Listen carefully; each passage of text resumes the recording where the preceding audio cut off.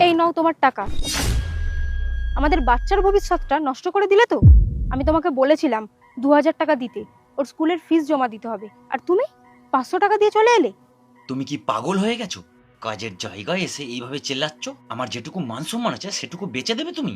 এই রকম সম্মানে কি করবে তুমি, যেখানে বাচ্চার স্কুলের ফিস জমা দিতে পারছো না? আমি তোমাকে বলেছিলাম ওর ভবিষ্যৎ যেন ভালো হয়, ওকে ভালোভাবে শিক্ষা দিতে হবে, ওকে ভালো স্কুলে ভর্তি করতে হবে।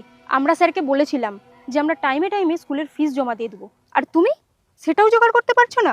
আরে আমি কোথায় মানা করলাম? এই নাও, 500 টাকা ধরো, বাকি টাকা আমি কাজ করছি তারপর দিয়ে দেবো।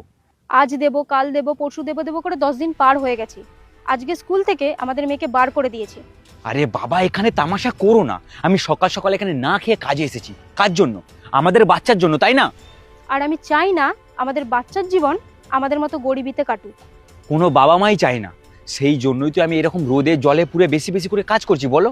তুমি এক কাজ করো, তুমি তোমার কোনো বন্ধুর কাছ থেকে টাকা ধার নাও, কারণ আমি চাই না আমাদের বাচ্চার ভবিষ্যৎ খারাপ হয়ে যাক। আরে তুমি কেন বুঝতে পারছো না? এখানে যেসব আমার বন্ধুরা আছে তাদের কাছে টাকা থাকে না, তারা আমার কাছ থেকে টাকা ধার নেয়। তাহলে আমাদের এখন টাকার প্রয়োজন। তোমার বন্ধুরা টাকা দিয়ে সাহায্য করতে পারবে না? এরকম বন্ধু রাখো কেন? যে টাকাটা দিচ্ছি এটাই তোর যোগ্য। মাসের মধ্যে 5 দিন কাজ আসবি না, আবার পুরো মাইনে চাই। মামার বাড়ির আবদার পেয়েছিস? ম্যাডাম, এইবারের মতো আমাকে ক্ষমা করে দিন। এইবার আমাকে পুরো মাইনেটা দিন, না হলে আমি অনেক অসুবিধায় পড়ে যাবো ম্যাডাম। আরে তোদের মতো ভিখারিদের জীবনটাই তো এইরকম, সারা জীবন শুধু সিম্পাতি দেখি টাকা আদায় করিস। আমার বাচ্চার স্কুলের ফিস দিতে হবে।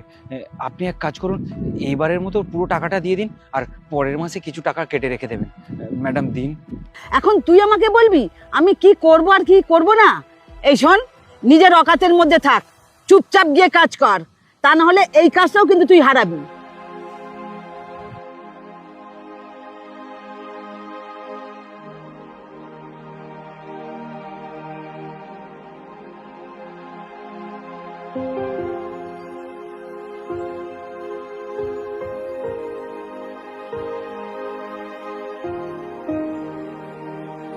আরে তুমি কেন বুঝতে পারছো না?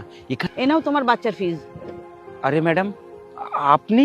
এবারের মতো পুরো টাকাটা দিয়ে দিলাম, এবার ছুটি করলে কিন্তু তোমার ডবল টাকা কাটবো। না না ম্যাডাম, আমার আর ছুটি হবে না। আপনাকে অনেক ধন্যবাদ আমাদের মতো অসহায়কে সাহায্য করার জন্য।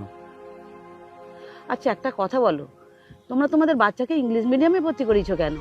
আরে ওখানে তো অনেক খরচ, এইভাবে কাজ করে তোমাদের বাচ্চার খরচ চালাতে পারবে না।